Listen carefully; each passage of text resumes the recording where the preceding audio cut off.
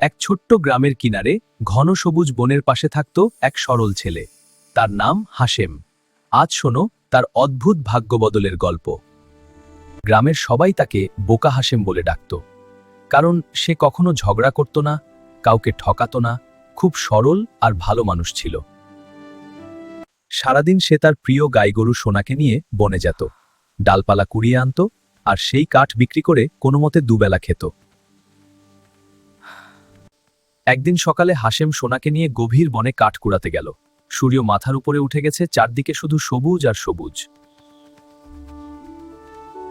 হঠাৎ সে একটা খুব পুরনো বটগাছের নিচে এসে দাঁড়ালো। গাছটার মোটা শিকড়গুলো মাটি ফুঁড়ে বেরিয়ে এসেছে। সে কোদাল দিয়ে একটু খুঁড়তেই ঝনঝন শব্দ হলো। হাশেমের হাত থেমে গেল।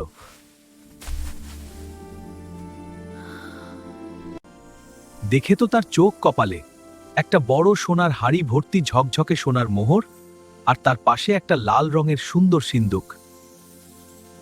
সোনা, দেখ দেখ, আমরা ধনী হয়ে গেছি।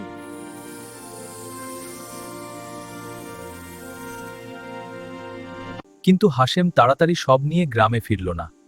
সে গাছের নিচে বসে গভীর চিন্তায় পড়ে গেল। এত ধন, আমি একা কি করব? সোনা, এই ধন আমাদের একার নয়, গ্রামের যাদের দরকার তাদের সাহায্য করব। হাশেম সোনাকে নিয়ে গ্রামের দিকে রওনা দিল। এক হাতে সোনার হাড়ি, অন্য হাতে লাল সিন্দুক। পথে হাঁটতে হাঁটতে তার মুখে হাসি। গ্রামে পৌঁছাতেই সবাই অবাক হয়ে গেল। যারা তাকে বোকা বলে হাসত, তারা এখন মুখ হা করে তাকিয়ে আছে। এত সোনা হাশেম কোথায় পেল? ভাইসব, এই ধন আমার একার নয়, যার যা দরকার নিয়ে নাও। সে গরিব চাষিকে, বুড়িমাকে, ছোট ছেলেকে সবাইকে সোনা দিল। কয়েকদিন পর গ্রামটা অনেক সুন্দর হয়ে উঠল।